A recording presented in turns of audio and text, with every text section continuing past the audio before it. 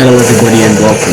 It's me, Shimigami X, and what I have for you here today is a game review of Metal Gear Rising for PlayStation 3. So without further ado, let's get into this straight away. Alright.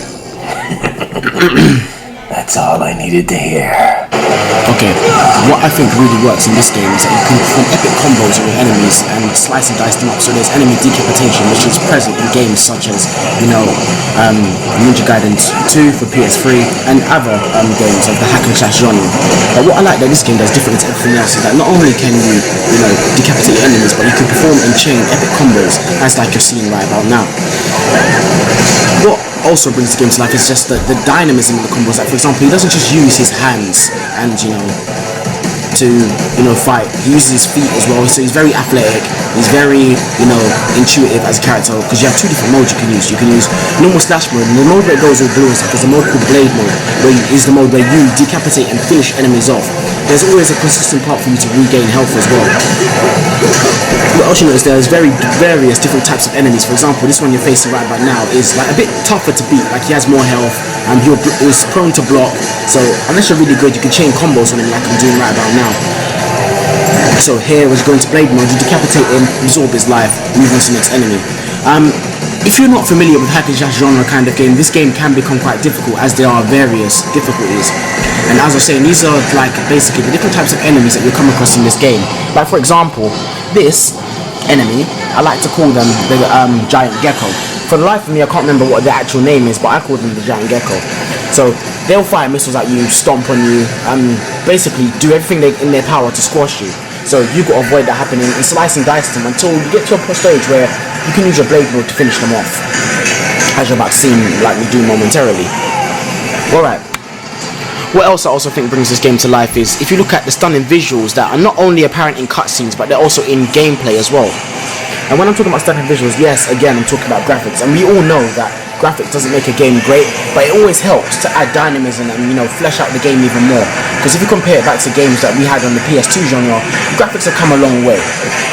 But in terms of this game, I think this game has a great combination of gameplay and graphics at the same time. So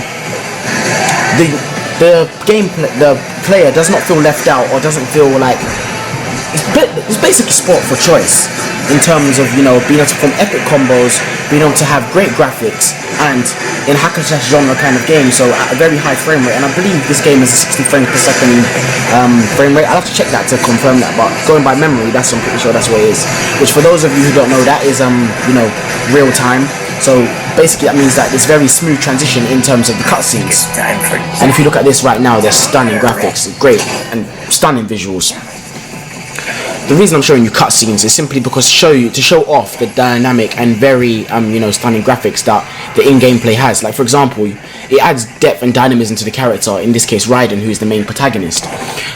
What happens here is you can see Raiden running across the wall to show his athleticism. So I'm going to skip this cutscene and go to something else. What is also apparent in this game is that it's not shy of violence, blood and gore, as you're about to see momentarily. Blood 1, Blood 2,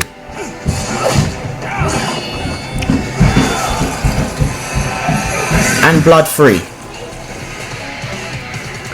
What I also do like is that the cutscenes, they're not just long drawn out cutscenes, they interact with the gameplay as such. For example, right now I'm fighting a character called Sam, and Sam, at this stage you're not actually meant to beat him, but the cutscenes interact with the gameplay, as in terms of you're having a talk with Sam, and then all of a sudden you're thrown right back into the action. So the cutscenes don't seem so long and drawn out because they're broken up in between gameplay, which I think is done very effectively in this game. I'm going to be completely honest with you guys, I've never played any of the Metal Gear series apart from this game. So in my opinion so far, I do think the game is fantastic in the hack and slash genre. In terms of as far as games nowadays, I don't think there's specifically unique genres of games anymore, because all genres of games contain different elements of other genres. For example, this game it's primarily a hack and slash game slash adventure, and basically it has a great storyline, so it puts into the adventure category. Has hack and slash elements, making it hack and slash. Also similarly to a fighter game. What this game also is like an RPG, because you can level up, you can gain different weapons, and this is a spoiler alert, so if you don't want to watch this video, if you don't want anything spoiled for you, I recommend you don't watch this video. You can get different weapons, you can upgrade them, there's playback incentive, there's incentive for you to play the game again. So along with the stunning visuals, the epic storyline, the great gameplay, I think this game really outdoes itself in terms of, you know, in the genre it's going on with. But as I was talking about, you know, games having all different unique genres, like for example, this game, hack and slash, adventure, great story, and it also delivers quick time events. And for those of you who don't know what quick time events are, they are interactive cutscenes, for example, where you'd have to mash a button to avoid being killed, squashed, or whatever is happening in the game, or something negative, or in some cases positive happening to you.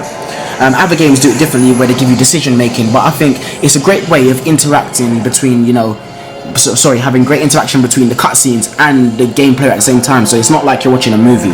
You are in fact playing the game at the same time as getting stunning visuals and keeping engaged and entertained. It's a great way to engage your audience. So in overall, I have to say that Metal Gear Rising, yeah, is a great game and is one that I do recommend picking up, everybody. So yeah, that's my review on Metal Gear Rising, guys. Let me know what you think. Comment, rate, subscribe as always. And this is me, Shin Megami X. You know, as always, I'm signing out. Take care and peace. All that talk about justice, and here I am, just another killer.